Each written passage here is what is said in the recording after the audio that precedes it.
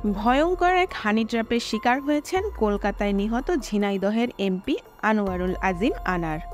সেলেনিস্কি ওরফে শিলাস্তি রহমান নামে এক তরুণীকে দিয়ে পাতা হয় সেই মনোহর ফাঁদ, যাতে পা দিয়ে শেষ অবধি জীবন হারাতে হয়েছে এই সংসদ সদস্যকে। চিকিৎসার নামে তার হঠাৎ ভারতে যাওয়ার নেপথ্যে ছিল এই তরুণীর সঙ্গলাভের প্রলোভন। আনার হত্যাকাণ্ডে প্রত্যক্ষভাবে জড়িত সন্দেহে উঠতি এই মডেলকে গ্রেপ্তার করেছে ঢাকা মহানগর গোয়েন্দা পুলিশ। 10 দিনের রিমান্ড চেয়ে শুক্রবার তাকে আদালতে পাঠানো হবে।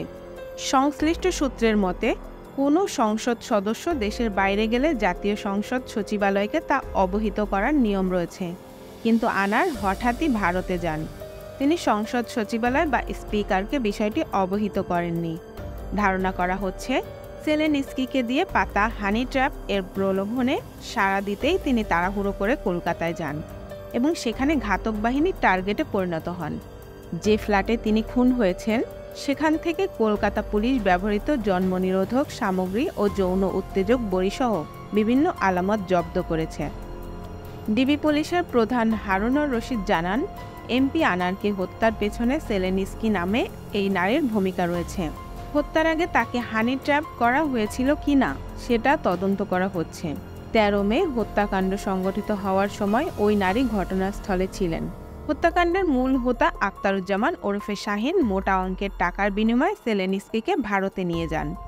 তদন্ত সংশ্লিষ্ট গোয়েন্দা কর্মকর্তারা জানান, আনারকে হত্যার জন্য প্রায় 2 মাস আগে থেকেই পরিকল্পনা করা হয়।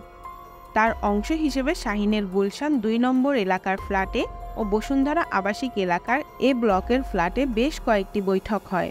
সেসব বৈঠক থেকে এমপি আনারকে হানি ট্র্যাপে ফেলার সিদ্ধান্ত নেয় ঘাতকরা। পরিকল্পনা বাস্তবায়নের জন্য ঢাকার উত্তরায় বসবাসকারী সেলেনিস্কি ওরফে শিলাস্তিকে ভাড়া করেন শাহিন। 20 বছর বয়সী এই তরুণীর গ্রামের বাড়ি টাঙ্গাইলের নাগরপুর এলাকায়। সূত্র থেকে জানা গেছে, পূর্ব পরিকল্পনা অনুযায়ী কলকাতার নিউ টাউনে ফ্ল্যাট ভাড়া নেন আখতারুজ্জামান। গত 30 এপ্রিল সেলেনিস্কি ও আমানুল্লাহ সাইদ ওরফে শিমুলকে নিয়ে কলকাতায় যান তিনি। পেশাদার কিলার শিমুল পূর্ব বাংলা কমিউনিস্ট পার্টির নেতা। কলকাতায় গিয়ে স্থানীয় সন্ত্রাসী সিয়াম, মোস্তাফিজ ও ফয়সালকে ভাড়া করেন শাহিন। 10 মে তিনি দেশে ফিরে আসেন, কিন্তু সেখানে থেকে যান আমানুল্লাহ ও সেলেনিস্কি। ঘটনার দিন অর্থাৎ 13 মে দুপুরে সেলেনিস্কির ফোন পেয়ে গোপাল বিশ্বাসের বাড়ি থেকে বের হন আনার।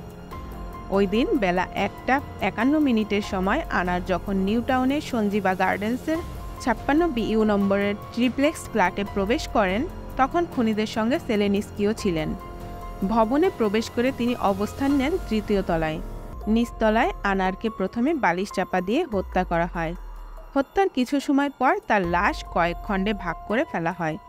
দুর্গন্ধ যাতে ছড়িয়ে না পড়ে সেজন্য ঘাতকরা সেখানে ব্লিচিং পাউডার ছিটিয়ে দেন। সেলেনিস্কি নিচে নেমে কিসের গন্ধ জানতে চাইলে শিমুল তাকে জানান, সেখানে একজন বমি করেছে, তাই ব্লিচিং পাউডার ছিটানো হয়েছে। সেদিন ওই ফ্ল্যাট থেকে বেরিয়ে সেলেনিস্কি কলকাতার বিমানবন্দরের কাছে একটি হোটেলে অবস্থান করেন। একদিন সেখানে থেকে 15 মে ফ্লাইটে শিমুলের সঙ্গে ঢাকায় ফেরেন। ঢাকায় আসার পর বসুন্ধরা আবাসিক এলাকার এ ব্লকে শাহিনের ফ্ল্যাটে অবস্থান করেন সেলেনিস্কি। কিলিং মিশন বাস্তবায়ন হওয়ার খুশিতে 15 মে পার্টি দেন শাহিন। সেই পার্টিতে সেলেনিস্কি উপস্থিত ছিলেন। এর একদিন পর সেলেনিস্কি ও আমানুল্লাহ ওরফে শিমুল পুলিশের হাতে গ্রেপ্তার হন। জানা যায়, সেলেনিস্কি মূলত শাহিনের বান্ধবী। বলা হচ্ছে, হত্যাকাণ্ডের মূল পরিকল্পনাকারী শাহিন যুক্তরাষ্ট্রের পাসপোর্টধারী এবং পেশায় ঠিকাদার। দেশে তার কয়েকশো কোটি টাকার ঠিকাদারি কাজ চলছে।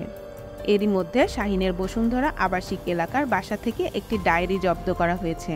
হত্যাকারীদের নাম পরিচয় সামনে আসার আগেই ভিস্তেরা এয়ার লাইসেন্সের ফ্লাইটে চড়ে দিল্লি ও কাঠমান্ডু হয়ে যুক্তরাষ্ট্রে পাড়ি জমান শাহিন।